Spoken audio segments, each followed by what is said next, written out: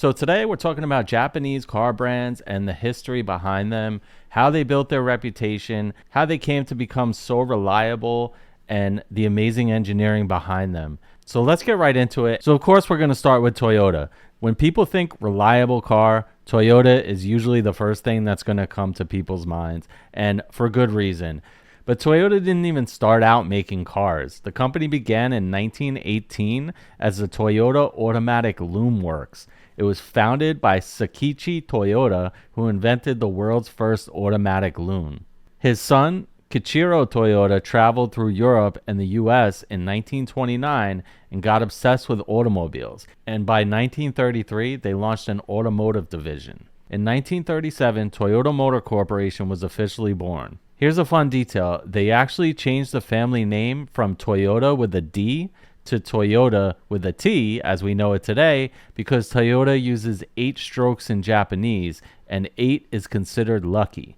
Imagine believing in your business so hard that you legally change your last name for better fortune. If you fast forward to today, Toyota produces around 10 million vehicles a year, making it the largest automaker in the world by volume. They've really perfected the art of making reliable cars. They may not be the flashiest for the most part. As everybody knows, they are probably the king of reliability.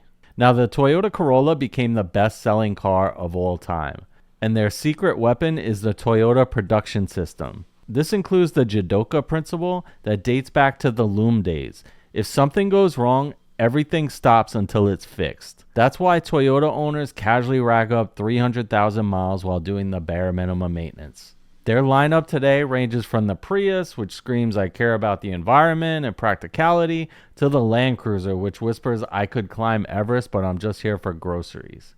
The Lexus project started in the early 80s when Toyota realized Americans were paying big money for German luxury cars, but wouldn't take Toyota seriously in that space. So they spent 6 years and over $1 billion developing the LS400. When the LS400 launched, it immediately made Mercedes and BMW executives very uncomfortable. It offered similar luxury, smoother performance, and much better reliability for less money.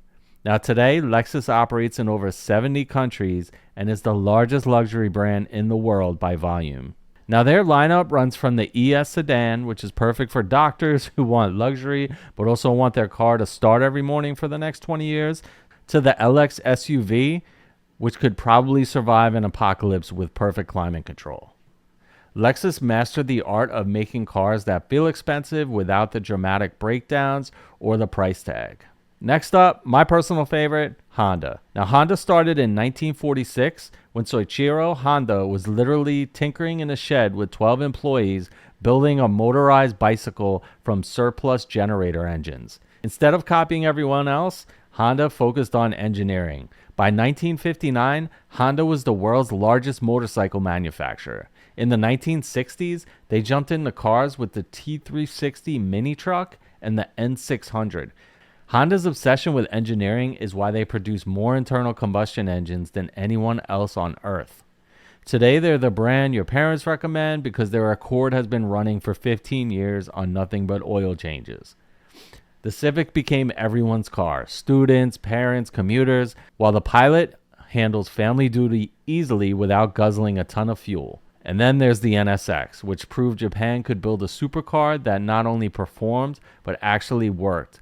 And it made Ferraris look unreliable and overpriced. Now let's talk about Acura. Acura launched in 1986 as the first Japanese luxury brand in America. This was Honda's version of premium, meaning luxury features that actually worked. They launched with the Legend and the Integra and immediately won buyers over who wanted upscale cars with Honda reliability.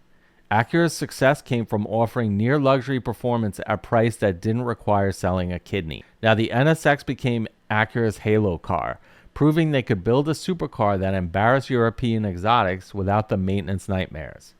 Today, Acura sits in that sweet spot. It's premium, but it's not pretentious. The TLX appeals to people who want a luxury sedan without the luxury maintenance bills, and the MDX holds families comfortably while being more reliable than most other luxury SUVs.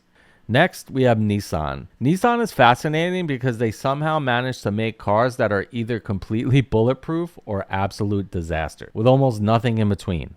Founded in 1933, Nissan quickly became part of Japan's Big Three. They gave us legends like the Skyline GTR, which is a car that embarrasses other supercars that cost triple the price. They also pioneered affordable EVs with the Leaf, and then there's the CVT transmission.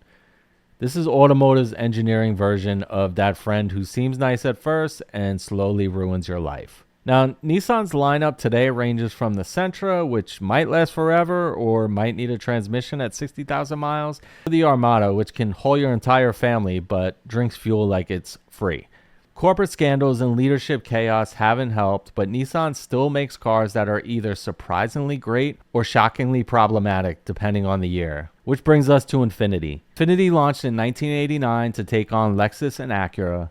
Their early cars like the Q45 were genuinely good, but nobody knew what Infiniti even was. Over time, Infiniti became the talented middle child of luxury brands. Cars like the G35 and the G37 delivered real performance at prices that made German luxury owners uncomfortable. Today, Infiniti still makes solid luxury cars like the Q50 and the massive QX80, which is luxurious, powerful, and somehow always overlooked. Infiniti is the luxury brand people discover by accident. Next up, we have Mazda. Mazda is the company that decided being boring was unacceptable. They're known for two things: the rotary engine, which is basically like automotive witchcraft, and the Miata, which is the happiest car ever built.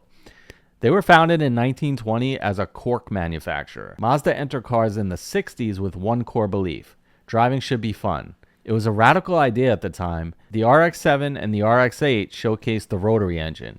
It was brilliant, it was insane, it was lightweight and powerful, and it was thirsty for oil and fuel. Today, Mazda still builds cars for people who enjoy driving. The Mazda 3 proves economy cars don't have to feel like punishment.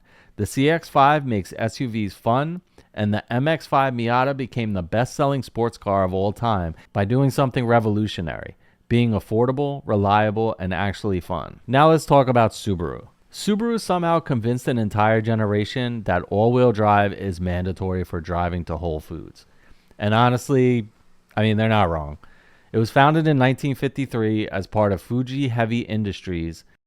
Subaru brought aviation thinking into cars. Their boxer engines sit low, handle great, and pair that with symmetrical all-wheel drive, and you have ridiculous traction.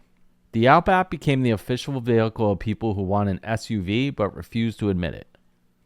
The Forester handles family duty, while the WRX and STI attract an entirely different crowd. Subaru owners are fiercely loyal, united by all-wheel drive, outdoor gear, and the belief that traction solves everything. Next up, we have Mitsubishi.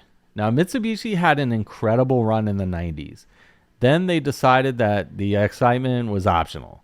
They gave us icons like the Eclipse, the 3000 GT, and the Lancer Evo.